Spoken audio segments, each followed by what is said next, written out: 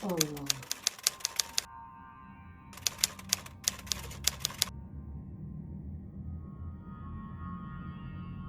Assalamualaikum warahmatullahi.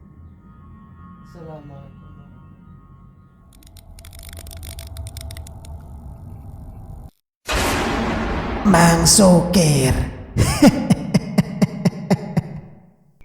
A'udzu billahi minasyaitonir rajim. Bismillahirrahmanirrahim. Assalamualaikum warahmatullahi wabarakatuh. Kembali lagi bersama Mang Sukir. Untuk cerita kali ini, Mang Sukir masih melanjutkan cerita yang sebelumnya yang berjudul Dijadikan Tumbal Proyek. Cerita ini ditulis oleh Puputius. Sebelum Mang Sukir melanjutkan cerita, Mang Sukir minta dukungan dari teman-teman untuk subscribe channel ini dan nyalakan notifikasinya agar teman-teman tidak ketinggalan cerita-cerita dari Mang Sukir. Tak usah berlama-lama, langsung saja kita ke ceritanya. Adam berdiam diri di mobil dan juga melajukannya usai keluar dari panti tadi. Ingatannya terus jatuh pada tingkah aneh anak bernama Leo. Tak dipungkiri, pria itu bergidik mendengar ucapan bocah berusia 4 tahun itu. Dan pria itu gamang akan keputusannya mengadopsi Leo.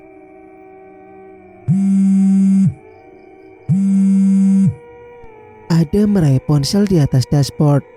Tangannya gemetar melihat nama sang penelpon, Pak Karwidi, atasannya.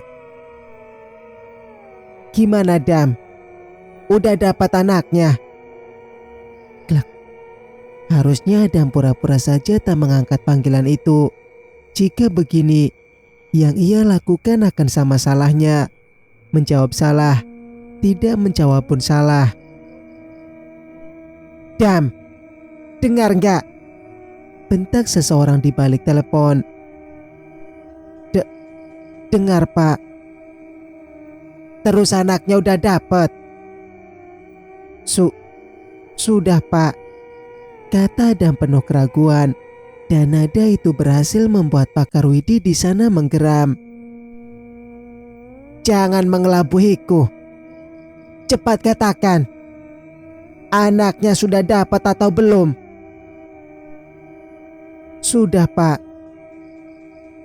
"Jangan main-main denganku, Dam. Ingat posisimu dan ingat nyawamu," tekan Pak Karwidi. Siap, Pak. Saya akan menjaga amanah Bapak dengan baik." Setelah mengatakan itu, panggilan itu dimatikan oleh Pak Karwidi. Ada menghela napas. Pikirannya kembali jatuh pada Leo. Haruskah dia mengadopsi bocah itu? Lama terpikir, Adam pun mulai melajukan mobilnya. Tubuhnya sudah lelah minta istirahat. Dan masalah mengadopsi anak, mungkin Adam akan melihat beberapa anak lelaki yang lain di panti besok. Adam melajukan mobilnya dengan kecepatan sedang, dan saat memasuki tol, Adam melajukannya lebih cepat. Tak terasa dirinya di panti tadi sudah terlalu lama, sampai tak sadar hari kian gelap. Waktu maghrib berkumandang di stereo mobil, hingga tak terasa dirinya sudah hampir menempuh 10 km di tol. 10 km lagi dia sudah sampai di kawasan rumahnya. Tiba-tiba, Adam menekam tuas rem. Melotot kaget merasakan mobilnya tengah melindas sesuatu. Adam menurunkan kaca mobil. Kepalanya celingukan ke bawah, mengecek sesuatu kiranya dapat dilihat dari sana. Dan Adam mendengus saat tak mendapati apapun. Pria itu kembali mengatur perslening dan akan menekan pedal gas. Namun tanpa disangka, terus suara mobilnya mendengung. Mobil itu tak melaju semestinya. Adam jengkel bukan main. Pria itu mematikan mobil. "Apa sih yang kulindas?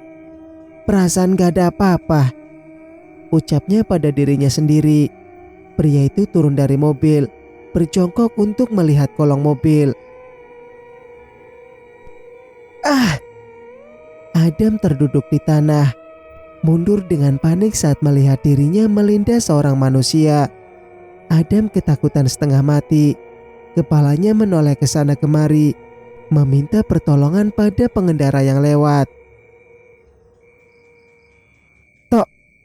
Tolong! Teriaknya.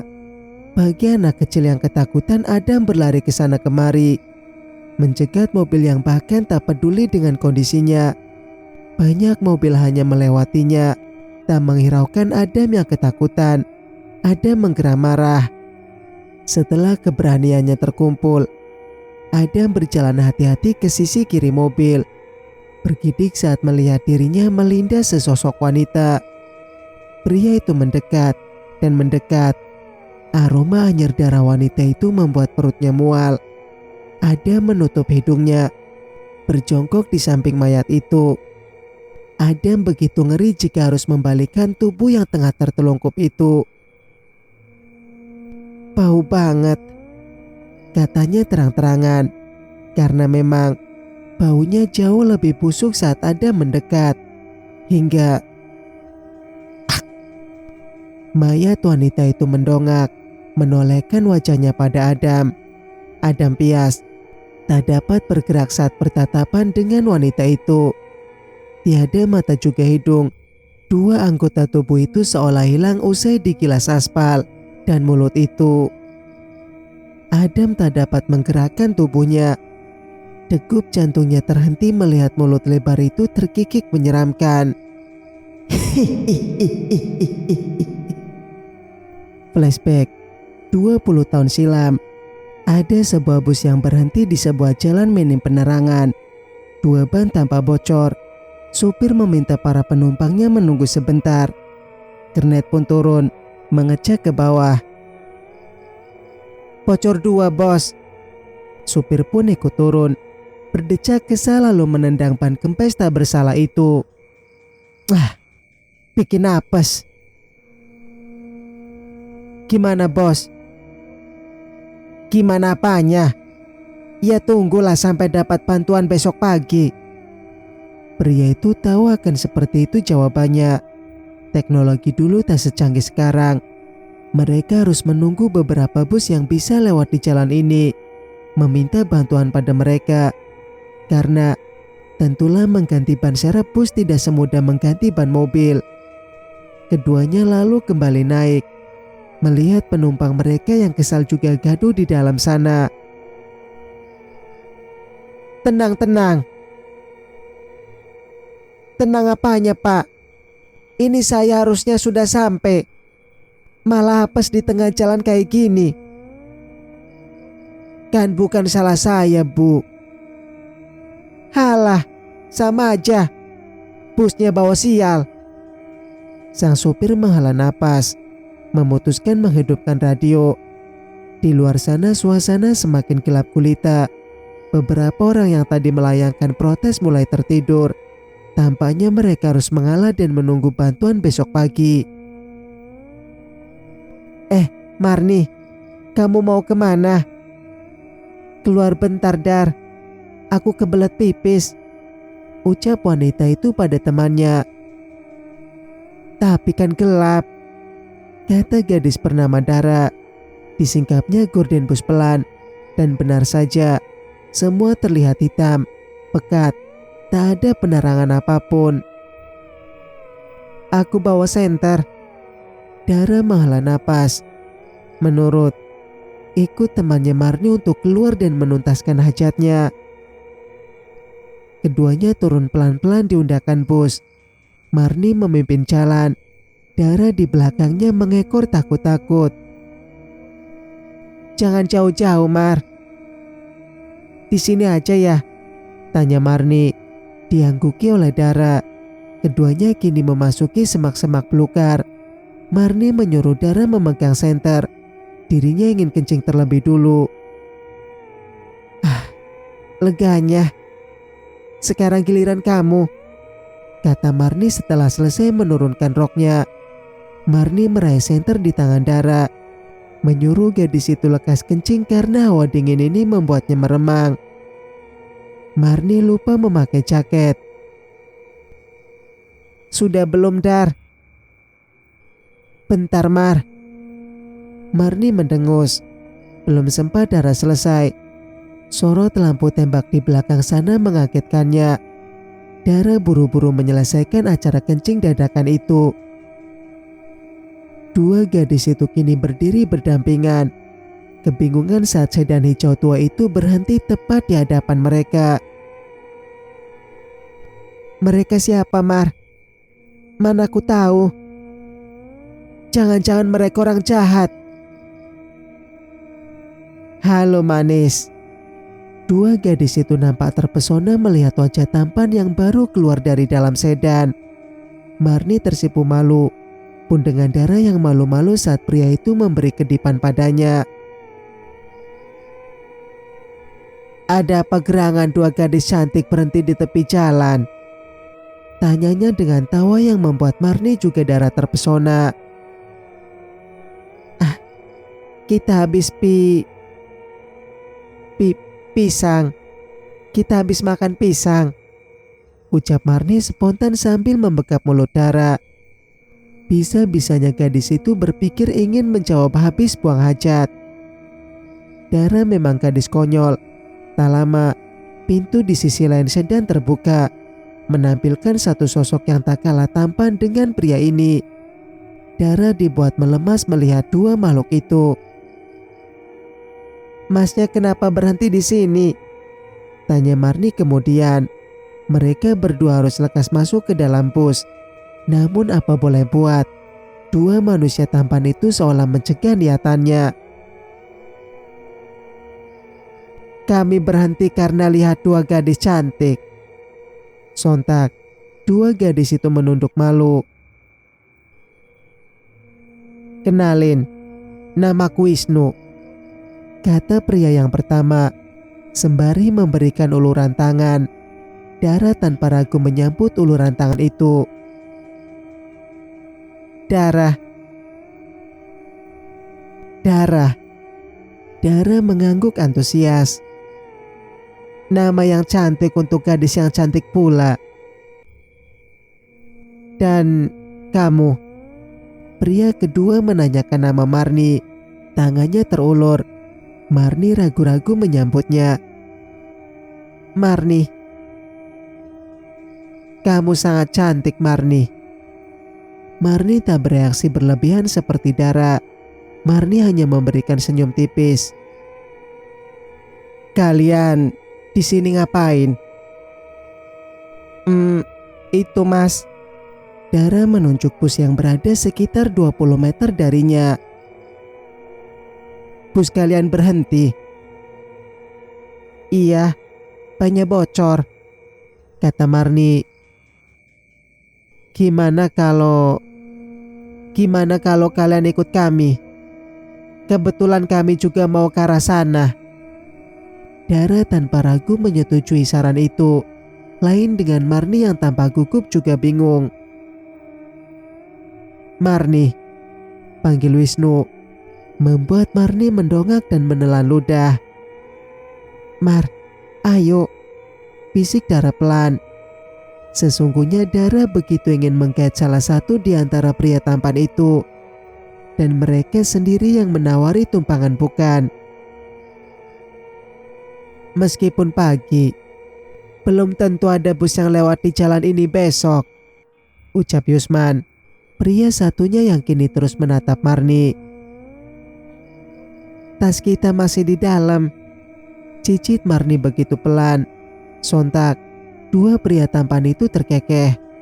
Dara dengan sigap berlari ke arah bus, mengambil barangnya juga barang Marni. Marni ditinggalkan sendirian dengan dua pria asing ini. Marni, kenapa kamu gugup? Kita gak akan makan kamu kok, kata Wisnu kemudian. Marni yang sadar sikapnya kurang sopan, segera memberi senyum pada keduanya. Dara sampai dengan napas ngos-ngosan. Mas, ini bener gak ngerepotin? Yusman terus melihat Marni. Tadi pungkiri, pria satu itu sudah terpesona akan kecantikan alami Marni.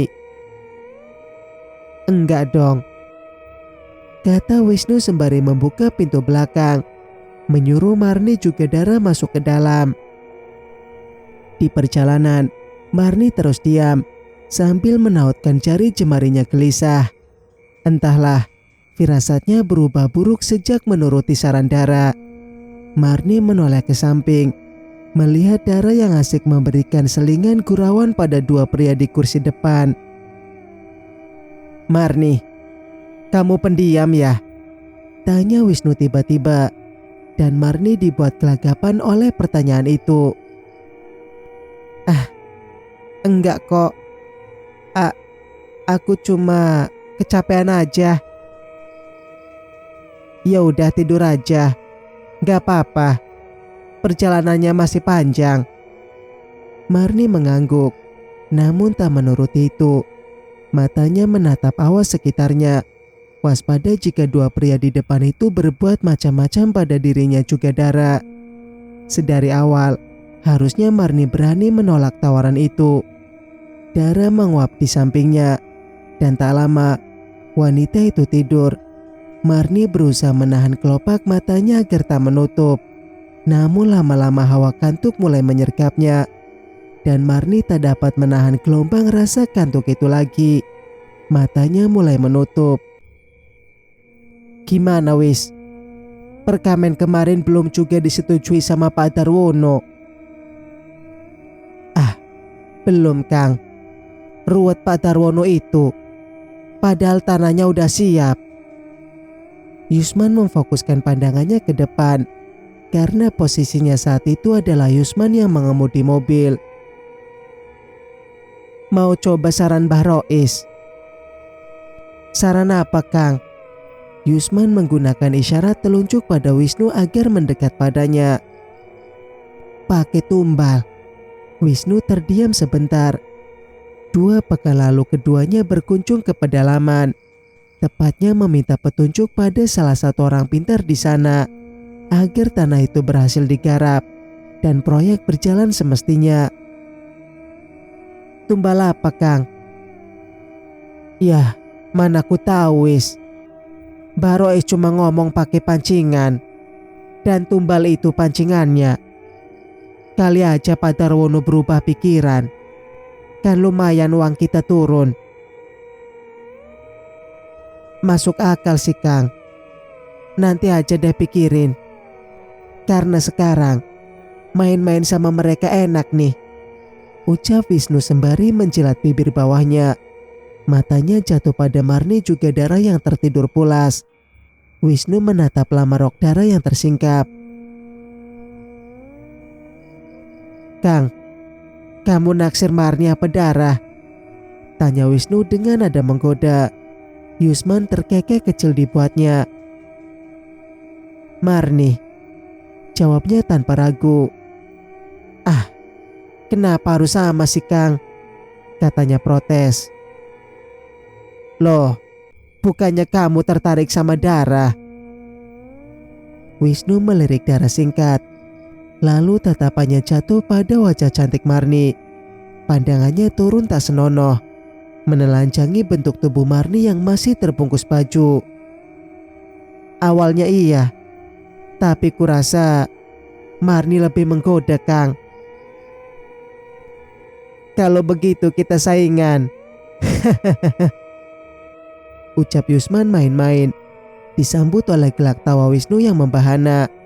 Mereka tak sadar, satu tangan Marni terkepal. Gadis itu awalnya memang berniat tidur, namun entah mengapa, setelah mendengar obrolan menjijikan dua pria itu, Marni memutuskan menguping. Dara melenguh panjang, kelopak matanya perlahan terbuka. "Mas, bisa berhenti bentar nggak? Aku kebelet pipis." Sedan berhenti. Dara juga Wisnu keluar dari mobil. Marni pura-pura ikut melenguh, menguap sebentar agar tak dicurigai Yusman di depan.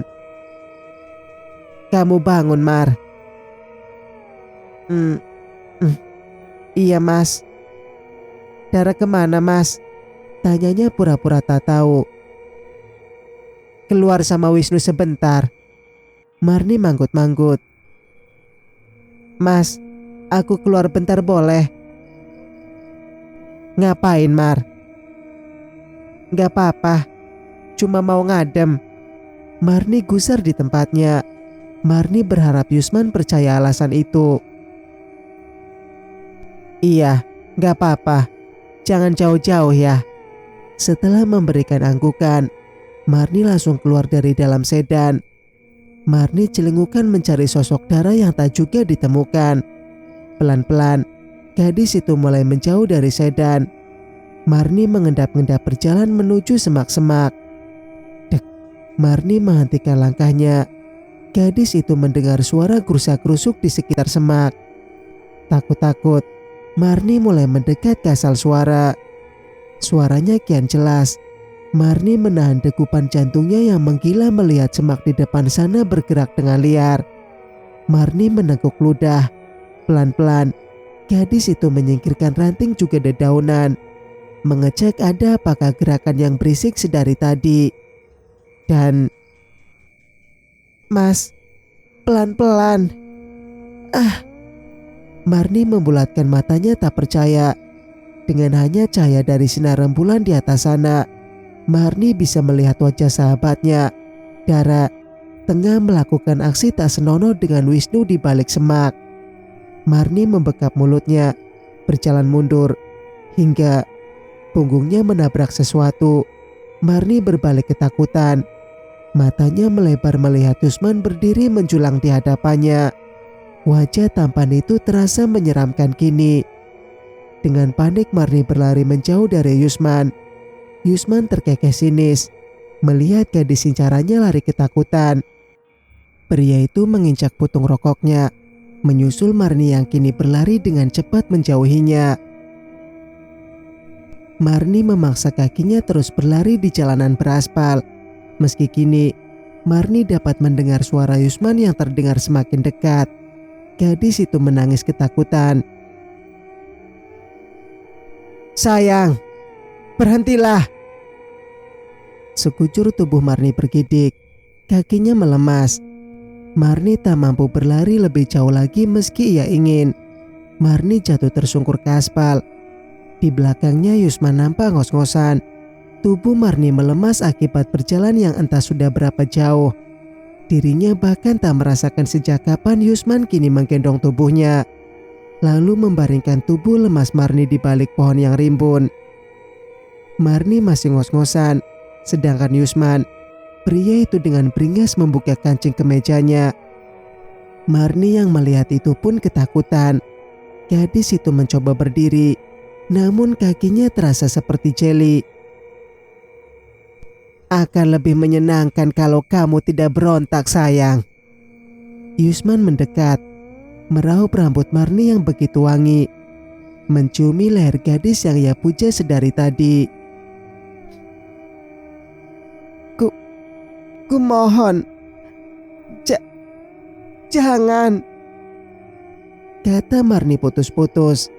Marni menendang tubuh Yusman yang menempel padanya. Namun apalah daya, upaya itu sia-sia belaka. Tubuh tegap Yusman nampak tak terpengaruh akan tindakan Marni. Jangan, Mas. Lolongannya tak dipedulikan Yusman. Yusman tanpa ampun melucuti kain yang membungkus tubuh Marni. Cantik sekali, desis Yusman parau. Suaranya tertahan akibat gelombang gairah yang menghantamnya. Tubuh molek Marni benar-benar menghipnotisnya. Tanpa persetujuan, Yusman melakukan aksi bejatnya, mengoyak tubuh Marni tanpa ampun. Marni sudah teramat lemas. Seluruh tubuhnya remuk mendapat perlakuan kurang ajar dari Yusman. Yusman terus bergerak di atas tubuh Marni, tak menghiraukan Marni yang terus menangis sedari tadi. Hingga kegiatan itu pun selesai di 2 jam lamanya. Yusman membantu Marni memakaikan pakaiannya, dan Marni diam saja. Jiwanya seolah sudah hilang. Memberontak kali ini pun tiada guna. Marni, aku sepertinya mencintaimu. Jawab aku, kata Yusman rendah. Tangannya meraih dagu Marni agar keduanya bertatapan. Aku tidak akan sudi jatuh hati pada pria brengsek sepertimu. Raut Yusman mengeras. Tidak pernah dia mendapat penolakan dari seorang gadis selama ini. Katakan lagi. Aku tidak sudi. Yusman dengan brutal menampar wajah cantik Marni berulang kali. Hingga wajah itu berkali-kali tertolak ke kanan dan ke kiri. Yusman bernapas kasar. Pria itu berdiri, meludahi Marni dari atas. Jika dirimu berkata seperti itu, ingatlah hari ini.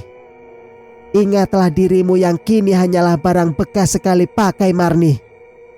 Setelah melakukan perbuatan hinanya pada Marni, pria itu meninggalkan Marni begitu saja. Marni menangis keras, mengusap-ngusap seluruh tubuhnya kasar. Marni merasa jijik disentuh oleh pria seperti Yusman. Harusnya Marni menolak sedari awal tawaran dua pria asing itu. Benar, penyesalan memang selalu ada di akhir. Marni dengan kesakitan mencoba berdiri. Selakangannya perih bukan main. Marni menahan beban tubuhnya di pohon, mengusap sudut bibirnya yang terasa perih akibat tamparan gila Yusman. Wanita itu berjalan terseok-seok di pinggir jalan. Hari masih begitu gelap. Marni menahan pegal di seluruh tubuh, memaksa kakinya melangkah ke depan sana. Entahlah dia harus kemana. Setidaknya dia harus menjauh dari tempat ini dan meminta pertolongan. Lama berjalan, Marni tak sadar dua kakinya membawa wanita itu ke sedan pria bejat yang menggaulinya tadi. Marni menahan sesak di dadanya. Tenggorokannya tercekat melihat sedan itu bergoyang-goyang. Marni tidak bodoh untuk mengetahui apa yang terjadi di dalam sana. Wanita itu semakin mendekat. Tangan Marni berpegangan pada kap sedan belakang. Marni menepuknya keras, berhasil mengagetkan 3 orang di dalam sana. Di balik kaca sedan, Marni dapat melihat 3 manusia itu melakukan aksi gila di dalam mobil. Yusman, Wisnu, juga Dara. Marni meneguk ludah. Hampir tak percaya Dara melakukan kegiatan itu dengan 2 pria. Yusman memakai celananya. Pria itu duduk di kursi kemudi, menghidupkan mesin. Marni yang sadar itu sedikit menjauh karena kepulan asap mulai terlihat. Namun, belum sempat Marni melangkah mundur, matanya terbelalak tak percaya melihat Wisnu memegang sebelah belati. Wisnu menatapnya dari kaca belakang, lalu dengan sekali sentakan, Wisnu mendorong tubuh Dara, menarik rambut gadis yang kini ketakutan. Dara melihat panik pisau di tangan Wisnu. Mas, kamu enggak... Wisnu menikamnya. Pria itu menikam Dara dengan santai di bagian leher. Tak puas, Wisnu kembali memberi tusukan di leher Dara. Di belakang sana, Marni merasa sekujur tubuhnya bergidik. Tubuhnya gemetar melihat sahabatnya meregang nyawa di dalam sedan. Belum sempat sedan melaju, Marni memegang plakat nomor sedan dari belakang. Hati Marni terbakar melihat Dara dihabisi oleh pria brengsek itu. Pegangannya hampir lepas. Kali ini, Marni memegang plakat dengan 2 tangan. Dari depan, Yusman merasa ada sesuatu yang terseret di belakang mobilnya. Pria itu geram, lantas mempercepat laju sedan. Marni melihat darah yang terus keluar dari pahanya. Bagian tubuh itu sudah terkikis oleh aspal. Marni menahan segala rasa sakit itu. Temannya, sahabatnya, Marni tak dapat menerima kematian Dara. Marni berteriak sakit merasakan jalanan yang berlubang tadi. Tubuhnya hampir terpelanting jikalau pegangan tangannya tidak kuat. Dari depan, Yusman semakin mempercepat laju sedannya saat sadar sesuatu yang berat di belakang mobilnya tak juga lepas. Ah, sial, dejaknya. Kenapa, Kang? Tanya Wisnu keheranan. Dirinya sudah selesai dengan Dara. Di belakang, kayak ada yang ganjel. Naikin lagi, Kang. Nanti juga lepas. Ini aku juga lagi naikin, balas Yusman geram. Speedometer itu sudah berada di batas mampunya. Kecepatan nyaris menyentuh garis merah. Di belakang sana, Marni tak dapat merasakan apapun selain rasa sakit. Satu tangannya terlepas, wajahnya terantuk di aspal. Satu tangan lainnya masih mencengkeram besi tipis itu erat. Kecepatan sudah mencapai batas. Marni merasa perih teramat di wajahnya. Seluruh permukaan wajahnya menggresek jalanan beraspal dengan cepat. Yusman yang merasa tiada guna menaikkan kecepatan, lantas menghentikan sedannya. Wisnu bingung saat Yusman turun dari sedan. Apa sih yang kan...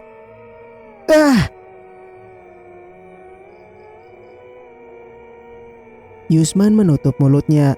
Begitu syok melihat tubuh seorang wanita tertelungkup di belakang mobilnya. Satu tangan wanita itu masih memegang plakat nomor. "Wis, cepetan keluar!" teriak Yusman mundur ketakutan. Wisnu lalu keluar dari mobil.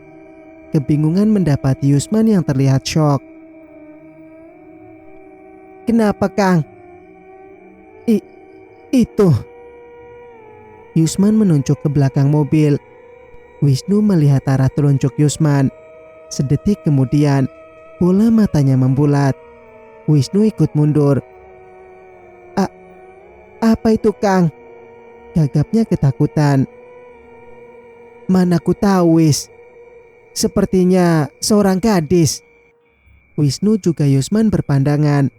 Yusman meneguk ludah melihat pakaian gadis itu begitu mirip dengan milik Marni. Wisnu mendorong pundak Yusman pelan. "Kang, coba cek." Yusman takut-takut melangkah menuju tubuh mengenaskan itu. Setelah berhasil mengumpulkan keberanian, pria itu membalikkan tubuh itu. Dan selanjutnya... Itu suara Wisnu di belakang sana yang mual melihat kondisi Marni. Yusman tersungkur di tanah. Pria itu diam bagai patung. Itu Marni?" tanya Wisnu kemudian. Pria itu mendekat pada Yusman. "Kang, itu Marni." Yusman takut-takut mengangguk. Benar, itu adalah Marni. Meskipun tadi Yusman hampir tak mengenali wajah itu, seluruh wajah Marni nyaris terkikis habis oleh aspal. Kulit wajahnya terkelupas, seluruh wajahnya dipenuhi darah. Wisnu menepuk bahu Yusman. "Kang, gimana ini?" "Masukin, Wis." "Hah? Masukin di bagasi belakang. Kita bawa." Wisnu nyaris memukul kepala Yusman. Yang benar saja mereka harus membawa dua mayat di dalam sedan. "Kita buang aja di sini, Kang." "Jangan, kita bawa," tekannya lagi. Wisnu mendengus. Pria itu mendekat ke arah Marni, menatap tak percaya gadis yang ia taksir mati dengan cara mengenaskan seperti ini. Wisnu dengan kesusahan melepas cengkraman tangan Marni di plakat nomor. Pria itu menarik paksa tangan Marni agar terlepas dari sana. Lalu tak lama pegangan Marni terlepas. Yusman membuka kap bagasi belakang, menyuruh Wisnu agar lekas memasukkan Marni ke dalam sana. Tanpa berlama-lama, Wisnu memasukkan tubuh Marni ke bagasi. Setelah menutup kap, keduanya kini berpandangan. "Mau kita kemanain, Kang?" Yusman diam, hatinya berkecamuk. Ada sedikit rasa sesal di benaknya melihat Marni tewas seperti itu. Dan dia rasa Yusman tak salah dengan perasaannya. Pria itu benar mencintai Marni. Dan itu belum genap sehari mereka berjumpa. "Kita bawa dulu," kata Yusman sembari melangkahkan kakinya ke depan. Yusman menyuruh Wisnu memegang kendali setir. Dirinya sedang memikirkan sesuatu kini. "Wis, kamu ingat apa kata Mbah Rois?" "Soal tumbal, Kang." Yusman mengangguk. Pria itu menyalakan pematik rokoknya. "Aku ada ide." "Apa?" Yusman memandang Wisnu penuh arti. Wisnu yang tahu seringai itu pun lantas tertawa kecil. Pria itu mengangguk-ngangguk berulang kali, memutar setir. Mereka harus cepat ke tempat proyek sekarang, sebelum fajar menyingsing naik. Singkat cerita, setelah berhasil membuang mayat Dara di danau penangkaran buaya, dua pria itu kini tengah berjalan mengendap-endap masuk ke sebuah proyek bangunan. Wisnu berjalan dengan kesusahan karena kini tubuhnya membopong tubuh Marni. Keduanya tiba di kawasan belakang proyek. Tanahnya gersang, juga luas. Belum sempat tergarap karena ada kendala. Wisnu menurunkan tubuh mengenaskan Marni. "Masukin ke dalam, Kang." "Iya, bentar." Yusman berjongkok, menyamakan wajahnya di depan wajah mengenaskan Marni. Wisnu yang melihat itu pun lantas membekap mulut. Bisa-bisanya Yusman tak ngeri melihat pemandangan itu. "Andai kamu tidak menolakku, Mar." Desisnya rendah. Yusman mendekatkan wajahnya, menelisik wajah Marni yang hampir hancur. Kelopak matanya sobek, pun dengan hidung yang sudah tak berbentuk. Mulut cantik itu, mulut itu bahkan melebar tidak semestinya. Yusman tahu itu karena tamparan yang ia berikan pada Marni. Yusman tertawa geram. Dalam hati menyumpahi Marni yang begitu bodoh, idiot, karena tak menerima cintanya. "Kang, ayo, keburu pagi," decak Wisnu pelan. Pasalnya, jika mereka kepergok oleh seseorang bisa bahaya. Yusman menghela napas, meletakkan tangannya di lipatan lutut juga leher Marni, menggendong wanita itu untuk ia masukkan ke dalam sumur. Yusman tidak mengerti mengapa dia gampang melakukan aksi keji itu. Di belakang sana, Wisnu tanpa frustasi juga takut akan sikap Yusman yang lemot. "Cepet, Kang." Wisnu memukul pundak Yusman, menyuruh pria itu bergegas memasukkan Marni ke dalam sumur. Yusman menatap wajah mengenaskan itu sekali lagi. Kedua tangannya ia lemaskan. Hingga sedetik kemudian, tubuh Marni lolos dari tangannya. Marni jatuh ke dalam sumur. Yusman tak tahu mengapa dengan hatinya. Dadanya terasa sesak, seakan tak terima dengan kematian gadis yang ia cinta. Deburan suara air di dalam sumur terdengar. Yusman mencengkram sisi kayu penyangga. Bersamaan dengan itu, suara lonceng yang menggantung pada kerekan terdengar. Lonceng itu memang dibuat agar terdengar jika ada orang di sekitar sumur. Wisnu yang geram pun lantas menarik tubuh Yusman cepat. Mereka harus cepat melarikan diri dari sini.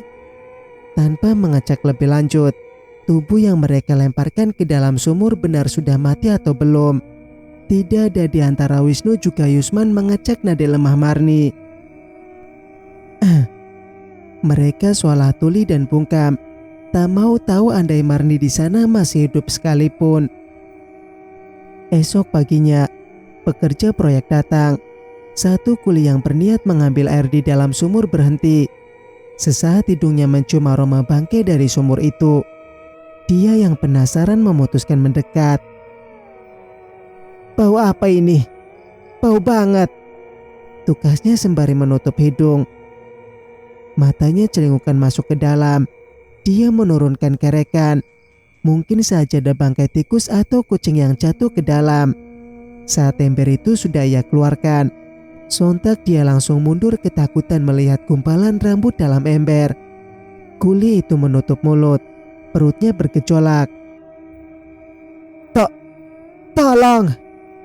Tolong!" Beberapa pekerja menghampirinya. Mereka pun ikut menutupi hidung mencium bau bangkai dari dalam sumur. Kuli yang ketakutan itu menunjuk ngeri gumpalan rambut dalam ember.